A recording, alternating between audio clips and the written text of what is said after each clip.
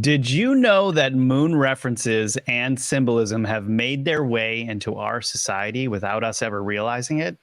Have you heard the spiritual tales and moon legends floating around? Did you know there's information you're actually forbidden from knowing about the moon and that governments have covered up? Well, join remote viewer John Vivanco and me, investigative researcher Rob Counts, for a metaphysical show today that's out of this world. Good evening, everyone. Good evening, John. How are you, buddy? Good evening, Rob. Doing well, doing very well. Okay, wait. There's something that you started mentioning to me, something about this rod thing. So what's going on? All right, so all related to the moon, right? Oh yeah, this is all about the moon. It's classic moon stuff. Classic. This is stuff that nobody really knows about. Okay, so Ingo Swann, he was the godfather of remote viewing. He was the main test subject in the 1970s when Stanford Research Institute with Hal Puthoff and Russell Targ were building this program of remote viewing for the CIA. So Ingo, he was their main test subject, but he was also a very A-type personality. So he took over a lot of this stuff, and he's credited with actually creating the coordinate style of remote viewing. And that is, he had this idea, remote viewers need an address to go to. You can't tell a psychic, can you like remote view psychically get impressions of the Eiffel Tower right now for me, right? You want to keep them blind to it. So he had to come up with an address system. So he decided that coordinates would work. Basically, these random numbers you give a viewer, remote viewer or a psychic, and they'll just start to get impressions about something. So when he was working on all this stuff and the program really started to take off, the CIA was funding him, he started to get requests from people doing black projects. Of course he did. Right? So one of those requests, and it's in his book called Penetration. Everybody can read this. It's a great book. He was asked to remote view some specific coordinates on the moon that basically line up with anomalous structures in some of the photos that were classified, right? This is probably coming from Apollo and the ones that didn't make it out for public consumption. So this guy's running a black project, fully funded by the government. And he brings Ingo into it. So he takes him to this secret location. I think they even blindfold him for him to remote view over a weekend period of time. First session, he gets coordinates. He starts getting impressions. He's describing structures, strange looking structures, and he's got the monitor there, and the monitor's name is Axelrod. And Axelrod is actually running this program. So Axelrod is the name of the monitor, the dude that's monitoring this. Ingo, right. So it's a weird name, Axelrod. It is a weird name. So Axelrod, Ingo does say that's not his real name. How could it be? The guy sounds like an 80s rock star. Yeah, I know, right? Yeah. So basically, Ingo's viewing this, and he's sensing that it's moon, right? He's got all of the stuff of the moon in his session, and he starts to describe these structures, but then he comes across a being, an alien being.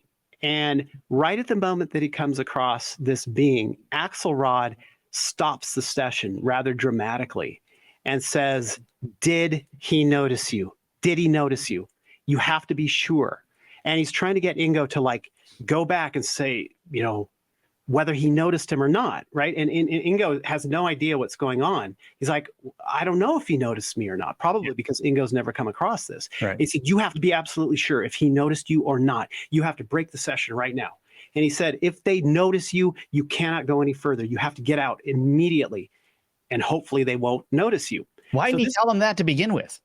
Right. Why did he tell him that to begin with? Right. That is this whole can of worms. Why?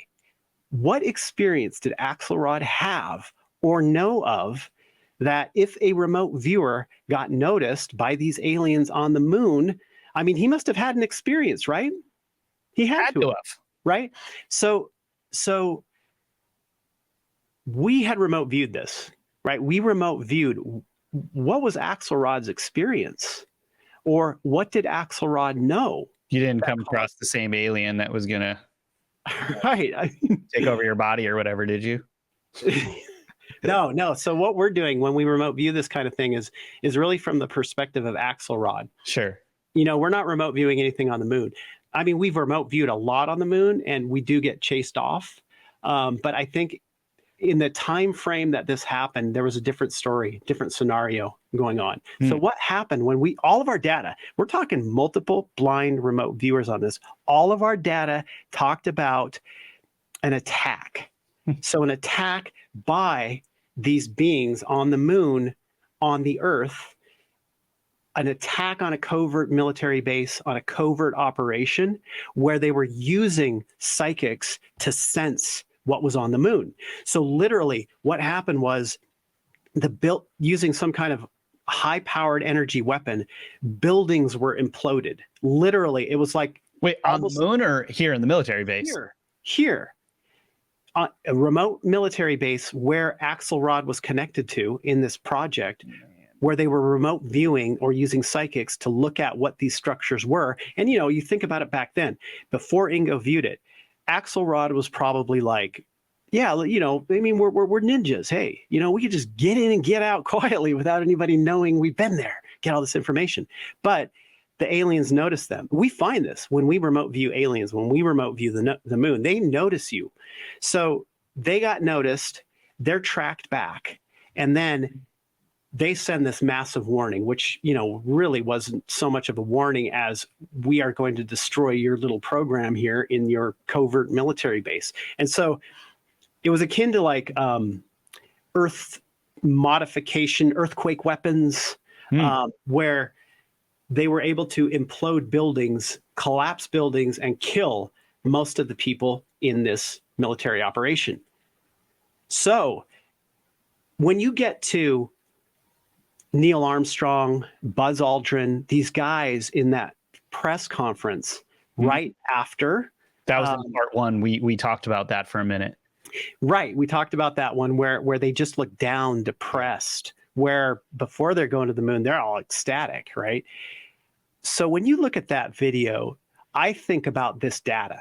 I literally think about this data because this is all happening in the same general time frame. These guys are down, they're depressed. They land on the moon. They get surrounded by aliens. They're told to get out. You can't come back. There's no talk of mining the moon, even though it's full of amazingly rare minerals, right? Back then. These guys are depressed. This attack happens on a intelligence gathering operation using psychics. So this stuff is like we're in a war with these guys, literally in a war with these guys. I mean, even go back to, I think we talked about this before, even go back to Admiral Byrd, the inner Earth stuff. And when they went to Antarctica, when they went to, people think the Nazis developed UFOs and they attacked the fleet. Our data was totally different. It wasn't the Nazis that attacked them with UFOs. It was aliens that attacked them with UFOs. Right. So I think in that whole time frame from just after World War II up into the 1970s, there was this huge vying for power and position. But the humans couldn't do much about it because they're, completely overpowered in these situations. So that's what we got. That's what we got with this whole Axelrod situation. I recommend, picking up this book, Ingo Swann's book, Penetration, and reading it because Ingo was very truthful. The guy didn't lie. He didn't make stuff up. And, when it comes to remote viewers, if you're a remote viewer and you have these experiences, you're also talking to other remote viewers with these experiences. That's right. Other remote viewers are going to validate your experiences. So, All right. So, John, two things. One is you're doing an episode about this Axelrod thing on rise.tv, right? I am. Yep. What's that? So when is it? So basically it's going to cover the entire thing, right? Like covering the entire thing, talking more in depth about it, as well as other things about the moon, because I can't stay away from it. I did for Edge of Wonder another episode earlier on the moon, but the moon has got so many strange anomalies that it's unbelievable. Yeah. So So this whole thing with Axelrod, it's like it makes perfect sense in the context of watching those astronauts in their depression, because Right. they know, like, they're military men, they know that they lost. The war is really over. Okay, so that's going to be in season 3 of Chronicles of a Psychic Spy on Rise.tv, right? Yep. Do you know what episode is that? Episode 5. Okay, so that's going to probably publish in probably January or early February sometime. So for those of you, January 2023, February 2023. So for those of you listening, you can check that out then. And John, for everybody at home, if they don't know, we've been actually went deep pretty fast here. Definitely, 1, go check out part 1 to the moon. But 2, John, can you tell everyone at home what remote viewing is, just so that they know? Yeah, it's that whole non-local information side. Basically sensing things that are outside of your own physical perception, and getting information on things that you can't see, hear, touch, smell, taste, and using it in a very controlled method with multiple people doing that same methodology, generating reams of info on things and then cross-correlating data to come up with a picture of it. And I've been doing this for 25-ish years now professionally. And as John said, the CIA actually was developing a lot of this stuff, and all the 3-letter agencies use remote viewing to get data that they can't otherwise see with their naked eyes. So, oh yeah, absolutely. I mean, it's think about it. It's like it's an intelligence gathering tool where they have people sitting at desks writing things down instead of sending people out on these missions, right? So totally cheap means it's cheap. Okay, so let's get a little bit crazy. I have a feeling we're going to come back even to this whole military thing. But okay, I've researched the moon a ton, like in and out of the Stanley Kubrick stuff. I've interviewed people that were in NASA. I mean, lots and lots of research on the moon. And after a long period of time, I kind of came to my conclusion of what I think the moon is and how it got up there. I want to know what you think, John. What do you think the moon is? I think it's a spaceship. Sorry, I just, I think it's a spaceship. Yeah, right. I do. I mean, but you can't really go around saying the moon's a spaceship. Actually, there was a movie. There was a movie recently. The moon crashed to the Earth. Did you see that one? And because it was a giant spaceship, and it was. I haven't seen that. What movie is that? I can't remember the name of it. Dang it. I just watched this movie. It was a big movie, and it's really putting forth this idea that the moon is a spaceship. Moonfall. It was called Moonfall. Oh, I haven't watched that yet. Yeah, you got to watch it. That's a recent movie too. Yeah, it was on my list. It's like a Hollywood movie. I'm watching this going, oh, wow. They're trying to get people thinking that the moon's a spaceship. That's pretty cool. Real disclosure. Yeah. Right. Right. So I do think, based off of everything that I've seen, that it is a controlled object. It's a controlled satellite. And, when we get to what happened, I'd say this is probably around maybe late 90s, early 2000s with my remote viewing team, when we were working as transdimensional systems, where this gray alien would show up on a consistent basis. Mm-hmm. Mainly to Prudence, who was I was working with her in the think tank that we had. So sometimes show up to other viewers, but mainly Prue. Prudence is one of the remote viewers. Yeah, Prudence ran it, and I ran it with her. So she was like receiving all of these messages from this gray alien. So it would show up in her house. And I stayed at her house once. We were doing a bunch of training stuff, stayed in her house, and I saw the shadow of this thing as well as smelled it. So I know that it was a real thing that was going on. So it would show up. It would actually leave footprints in the bath mat in the bathroom. Show up about 2 a.m. nearly every night at times. And she'd go into the bathroom, and it would give her this thought ball type message. And so she would have to spend the next couple days unraveling this massive data in her brain. And some of the data had to do with the moon being a controlled object, a controlled structure. And this being would talk about or have in the thought ball how he and his cohorts, but I don't believe this part because I don't necessarily believe these guys, brought the moon into position, which caused massive flooding on Earth in order to wipe out humanity, right? Because, you know, this guy was saying that humans are an early rendition of them. And he feels that they are a mistake. That what they've turned themselves into is a mistake because they've bred out all the qualities of humanity within them. So he broke, along with some others from the main gray contingent who are doing the like abductions to save their race on the planet, and instead wanted to just wipe out humanity. Like, let's bring the moon in and cause this massive like flow of, you know, floods, Noah type floods, and just get rid of the whole thing right at the outset. That's what he said, but, you know, I don't necessarily believe that. But there was, you know, the Proselynes of Greece and, you know, other cultures talk about a time before the moon. So, you know, yeah. That's what I want to get into right now. I'm going to tell you my theory here.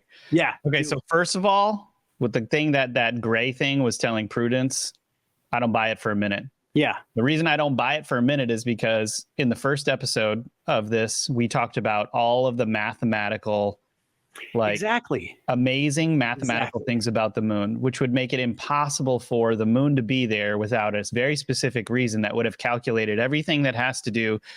Like, we're talking about the mass of the moon being calculated to do exactly what it's doing to, you know, like the, what do you call it?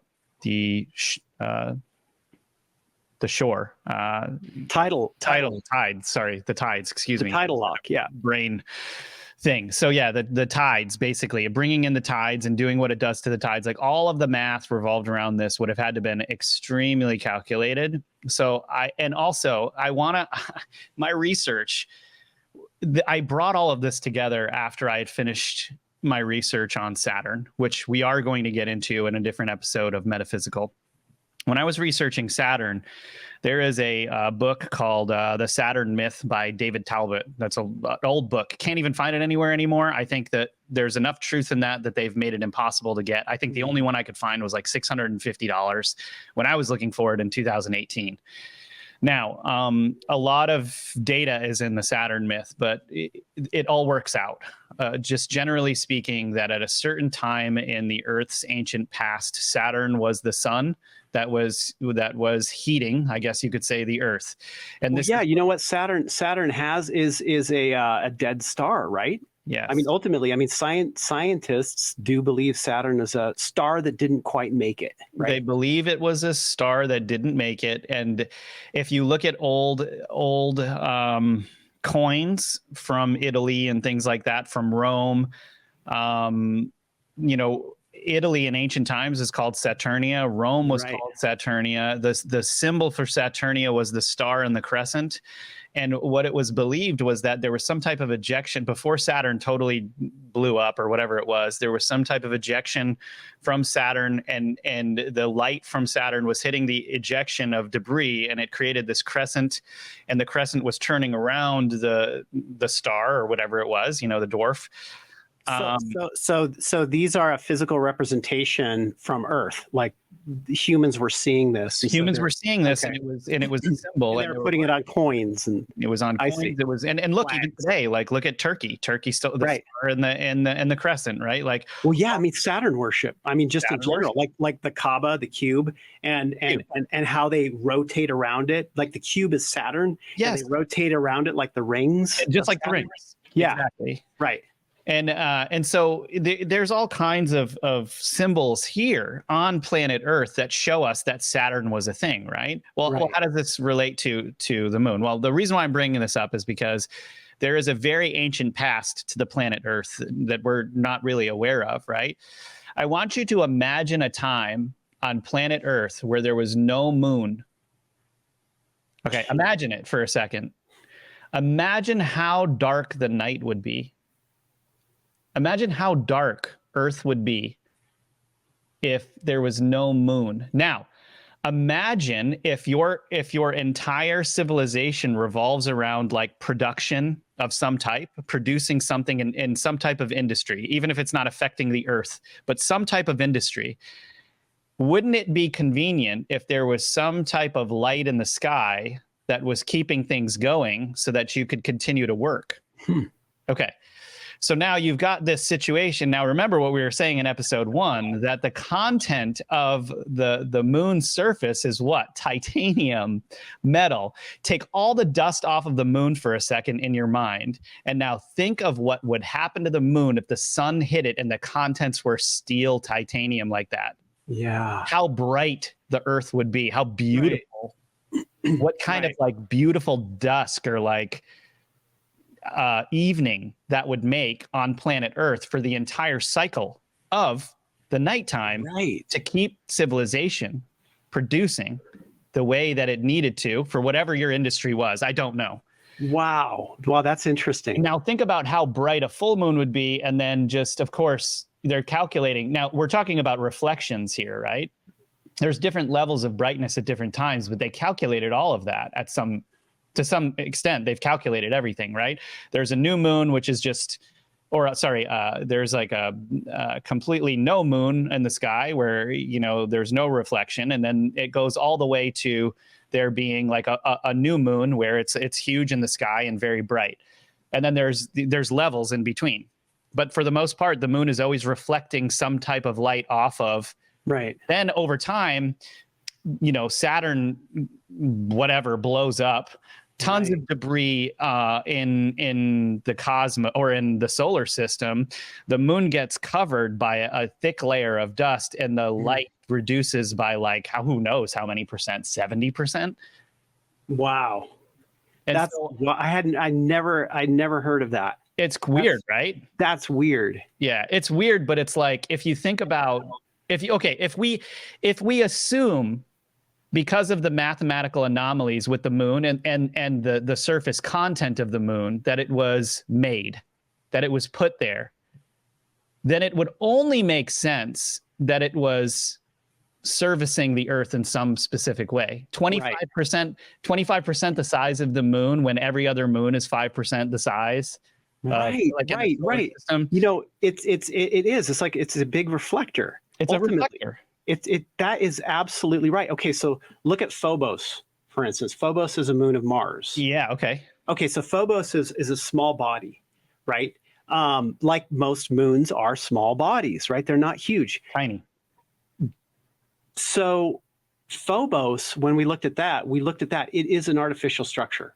Phobos is an artificial structure. In fact, you can actually see some ribbing on some of the photographs. You can actually see ribbing on this photograph. See that right there. They were so a photo up. When we remote viewed this, it was completely hollow, totally, absolutely hollow.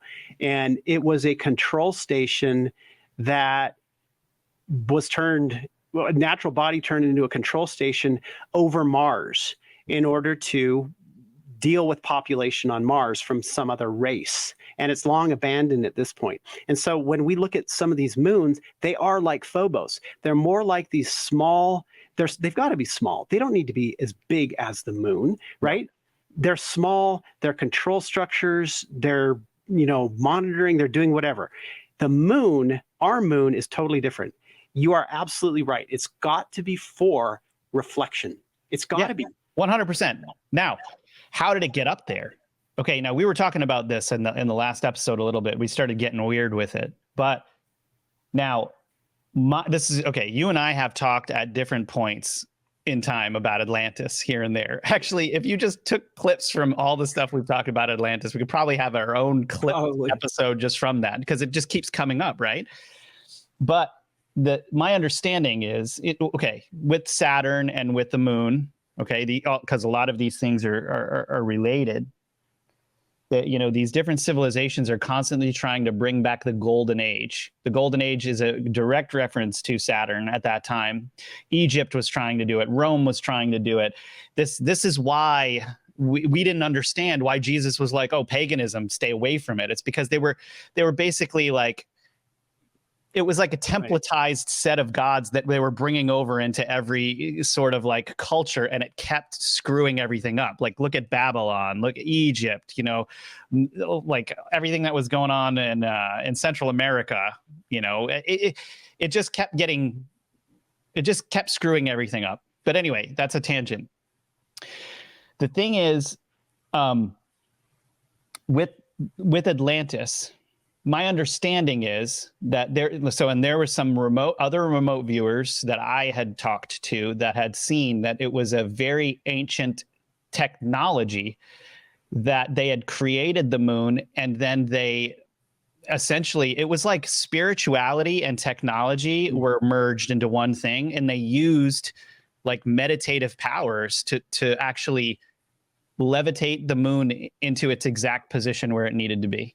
That's interesting. I mean, when you get into Tibetan Buddhist stuff, I mean, we're talking Tibetan Buddhist stuff that is like beyond our current age, like the Kali Yuga or whatever, like maybe in one of the earlier ages. They have techniques, spiritual practices to move objects, literally like levitate objects using sound. Obviously, I mean, I don't know how you can do that with the moon. Maybe you can't.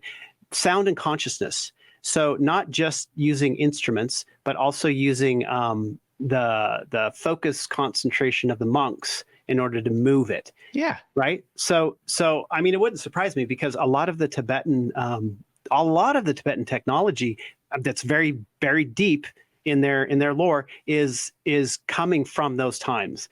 Like Atlantis, for instance, was not just like this little civilization. I think Atlantis was the whole Earth. The Earth. Yeah. Yeah. Right. Yeah. Yeah. And they've kept the records, right? Like that, probably in that library that you sent me. They probably got records of that in there. Right. Oh yeah. I found this, or somebody found, maybe Lindsay, maybe it was you, that found an article on this ancient Tibetan library where they had only really looked at like 5% of it. And it was just all of this. I mean, it was like the Library of Alexandria in Tibet, but it was all the Eastern stuff instead of, yeah. Yeah. It's crazy. Like, who knows what's in there? I'm sure. I mean, I'm sure that you'll find stuff that is related to levitation. I'm sure you will. I mean, when we looked at some of the levitation stuff that was claimed by Westerners that the Tibetans were doing, levitating stones using these methods, it was true. They were able to do this, exciting a piezoelectric charge in the stones with sound and then using consciousness to help propel it. I mean, they did this stuff. They did this stuff. And so maybe, I don't know if any of this is true, right? But maybe an ancient civilization or an ancient us, I don't believe at all that human beings only went back 15,000 years and stuff like that. Like, anyone researching this stuff really and giving it a shot, you can find like the Ica stones. Humans were riding dinosaurs on those Ica stones. Like, come on, like, like it's right there. I mean, we're looking at things on planet Earth making no sense at all. Like 5 billion year old, fission centers in like the Gabon Republic that make no sense. I mean, it's literally the Catholic Church. I don't know if I can say that, but the institution of governmental bodies around Catholicism. They believe that the world began at 4000 BC, right, in the Old Testament. 4000 BC is literally the time change from let's just say the Dwapara Yuga to the Kali Yuga that we're currently in. Literally, that's right around the time change of from one age to the next. So they stepped out of cyclical time on how we normally go through existences, humans do on this planet. Time is cyclical. It's not linear. Linear time began with Catholicism and Christianity. And so we think in terms of, even Darwinism. Darwinism is a result of linear time coming from Christianity. Literally, it is, because humans were cavemen and they progressed up into what we are now, and it's always this upward progression. It's the same with with Christianity. Christianity, you think about it, it's like we were created by God at 4,000 years ago, 4,000 BC. And then it's a forever upward progression. But no, that's not how it works. Civilizations, beings come and go cyclically. When you get into the Vedas and the cycle of the yugas, It's cyclical. It's always cyclical. Atlantis, all these older civilizations, Yes. it falls in line with catastrophism, which science currently denies. Catastrophism, I heard Randall Carlson talking about this. He said if you pulled back all of the layers of soil on Earth and get to the core of the Earth, it's going to look like the moon with all these craters, because this planet is in a shooting gallery of things hitting the Earth just like the moon is. And we go through these cycles of civilization growth. You think of a civilization that's grown for 15,000 years, what they can accomplish. Then all of a sudden they get wiped out, or they leave. They leave before they get wiped out.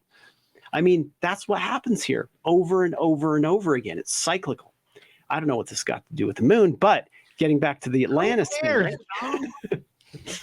getting back to this Atlantis thing, I mean, conceivably, yeah. I mean, they could have done this. They could have done this. Well, and I hear that their technology was powered by not only the spiritual mixed with some type of physical technology, but then also the use and power of crystals being utilized, like the energy in crystals being utilized to do a lot of these things. Like they were using, I don't know if it was more like fuel or some type of energy that they were using from specific crystals that were doing these things. And then, we find things out there of mystery, like the crystal skulls and things like that just defy human understanding. Like it's a different technology. It's a different technology. And, the whole thing with crystals being a technology has always fascinated me. I haven't quite yet been able to wrap my head around how do you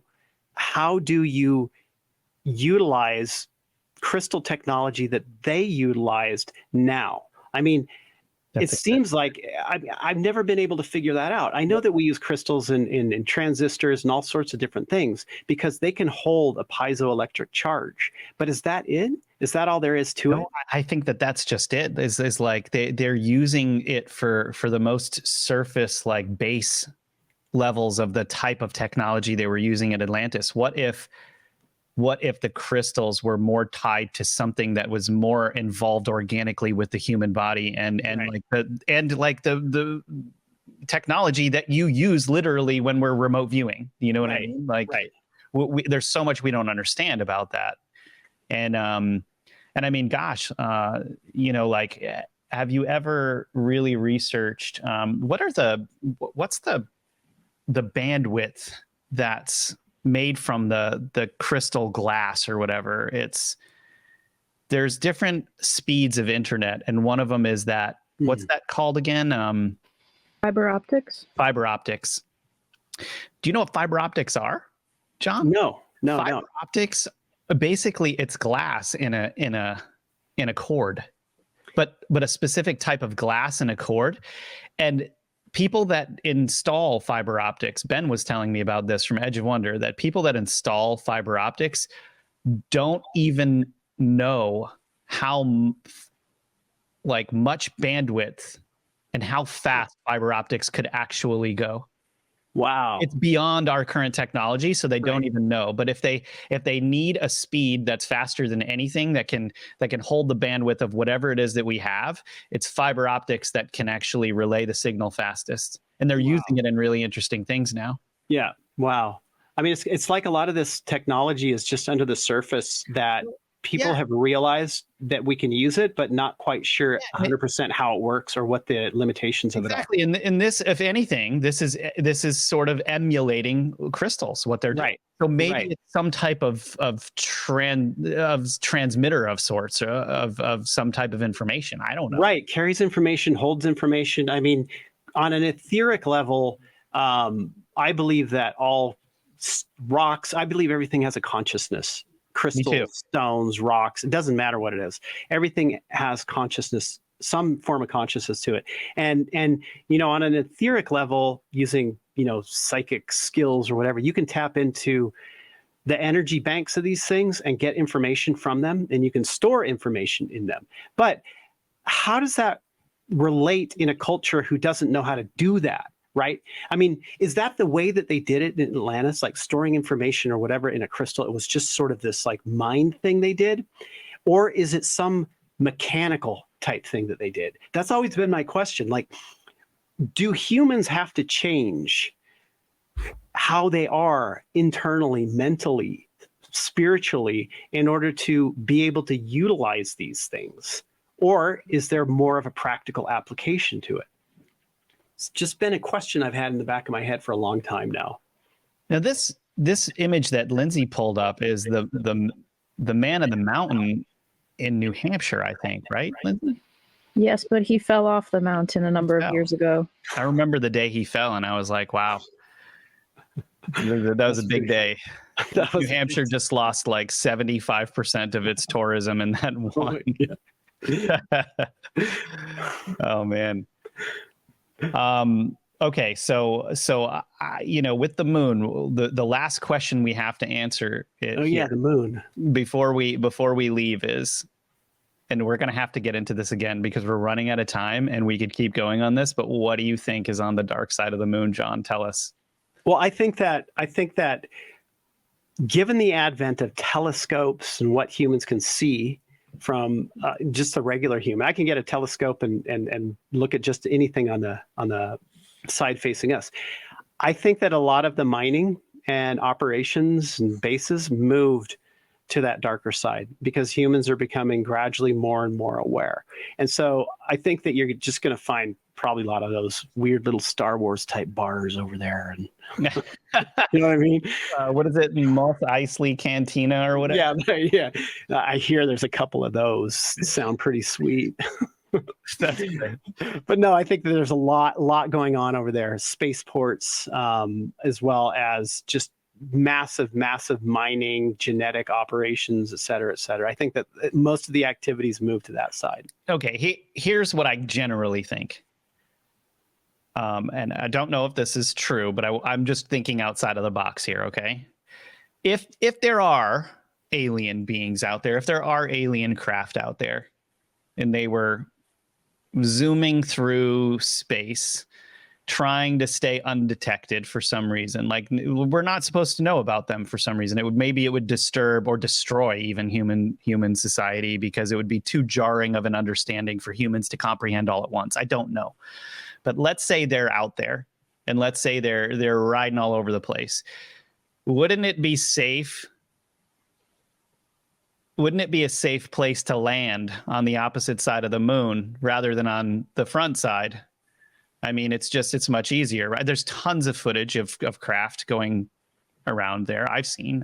Do we know? Can we say for sure if it was real? We don't know. There's a lot of fake footage out there, but I do think that the dark side of the moon has tons of things on it that we're not supposed to know about. How could it not? Whether it be black ops, military stuff, or whether it be of alien in nature. And then I also think that there's been way too many videos or strange things happening of craft that were the size of Earth near the sun, seeming to pull a little bit of energy out from the sun. So what's behind the sun is my question. So what's behind the moon, but what's also behind the sun? Like, I don't know. But if it is if it is a cosmic conspiracy to keep humans in the dark about what's really out there, then what better to hide behind? The moon and the sun. The moon and the sun. Yeah. Well, yeah. I mean, you know, that's where all the good stuff is. Ultimately, that's right. where all the good stuff is. Exactly. Okay, so I think we're going to have to get into the moon again another time. This has been a really fun conversation, and kind of in love with the tangents we go on because they're all related to the subject, but they are. Gosh, just, you know, so much interesting stuff we got to talk about. And so John, did you have any kind of final thoughts on the moon that you wanted to share before just when it's a full moon, just close the curtains, don't go outside, just stay away from it. Actually, I think our next episode on the moon, whenever that is, has to be about the effects of the moon, because it does. That's a great meme, Lindsay. It says, crap, it's a full moon. Got to do my full moon ritual. And then the ritual is just this crazy looking cat staring next to the moon. It's great. Okay, so yeah, I think the moon does a lot more than we're even aware of, and I think in the next episode we should get even more spiritual on it and have some discussions and maybe even talk about some of the myths around the moon, because those get really interesting in the different cultures that are out there. Yeah, we'll connect it up to Saturn. And then we're definitely going to be getting into Saturn. That's going to be a fun one. All right. Well, today's show was out of this world, right? But for everyone listening at home, what do you guys think? We hope you have a clearer idea of whether the moon is really made of cheese, if it could be hollow and colonized, and what's really on the dark side of the moon. Plus, we covered the moon references, some symbolism that have made their way into society that most people don't even realize. And if you thought this show was out of this world, you won't believe what we'll cover next. So join us next time for another Metaphysical with remote viewer John Vivanco and me, investigative researcher Rob Counts. Thanks a lot for being here. Goodbye. Thanks, John.